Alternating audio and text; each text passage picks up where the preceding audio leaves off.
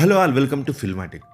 రజాకార్ ఏమని చెప్పను, అసలు ఈ మూవీ మీద నా ఒపీనియన్. చిన్నప్పుడు తాతలు, అమ్మమ్మలు, నాయనమ్మలు చెప్తుంటే విన్నా ఇట్లా అయింది ఒక టైంలో అని. ఇంటర్నెట్ వచ్చిన తర్వాత వికీపీడియా చదివి మొత్తం హిస్టరీ చదివాక క్లియర్గా అర్థం చేసుకున్నా. స్వతంత్రం వచ్చాక ఒక యోధుడు జెండా ఎగరేస్తే ఆయన తల నరికి ఊరంతా తిప్పి ఆయన రక్తాన్ని వీధిలో సాన్పి చల్లారు.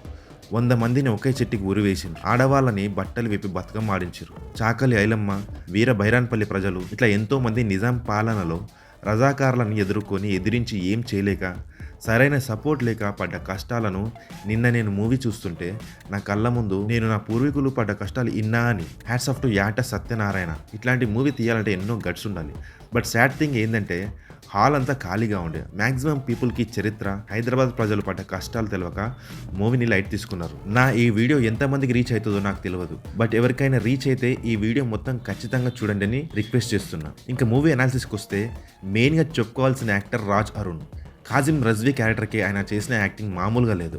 ఆయన పర్ఫార్మెన్స్ ఎలా ఉందంటే చంపేయాలి అన్నంత కోపం వచ్చింది. అండ్ మీర్ ఉస్మాన్ అలీ క్యారెక్టర్ చేసిన మకరంద్ దేశ్పాండే, నేను కొన్ని పిక్స్ చూసా రియల్వి. 100% ఆ క్యారెక్టర్కి జస్టిస్ చేశాడు. చాకలి ఐలమ్మగా ఇంద్రజ, పోచమ్మగా అనసూయ, బాబీ సింహాజ్ రాజిరెడ్డి, ఇంకా చెప్పాలంటే మన హైదరాబాద్కి రియల్ గాడ్ అయిన సర్దార్ వల్లభాయ్ పటేల్ రోల్ చేసిన తేజ్ సప్రు. వీళ్ళ యాక్టింగ్ అసలు అది యాక్టింగ్ చేసినట్లేదు, రియాలిటీ చూసినట్టు అనిపించింది వాళ్ళ పర్ఫార్మెన్సెస్. నెక్స్ట్ మ్యూజిక్కి వస్తే బీమ్స్ అయితే సినిమాకి ప్రాణం. పోతుగడ్డ సాంగ్కి ఆయన కంపోజిషన్, ఆయన పాడిన విధానం అండ్ సుద్దాల అశోక్ తేజ గారు రాసిన లిరిక్స్ కంటతడి పెట్టించాయి. Cinematography, art direction, screenplay ఇంకా డైరెక్షన్ ఎక్కడ ఏది కుదర లేకుండా రియల్గా చూసిన ఎక్స్పీరియన్స్ అయితే నాకు వచ్చింది. కొంతమంది ఈ మూవీని అడ్డుకోవడానికి ట్రై చేశారు ఆఫ్టర్ ట్రైలర్ రిలీజ్.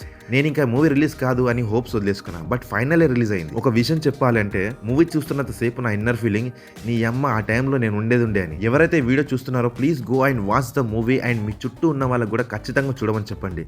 కొంతమంది ఇచ్చిన రివ్యూస్ చదివా, చూసా, స్టోరీ కనెక్టివిటీ లేదు, సగం సగం ఉంది అని. అట్లా మొత్తం తీసుకుంటూ పోతే చాలా పార్ట్స్ తీసుకుంటూ పోవాలి. 2 hours 45 minutes అనుకుంటా మూవీ డ్యూరేషన్. చాలా క్లీన్ అండ్ నీట్గా చాలా బాగా చూపించారు director Yata Satyanarayana. So my movie lovers, ఇట్లాంటి మూవీస్ చాలా రేర్గా వస్తాయి. Please go and watch it and చూసి స్ప్రెడ్ చేయడం మర్చిపోకండి.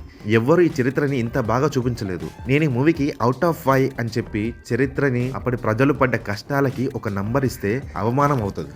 Razakar a must watch movie. Thank you for watching this video.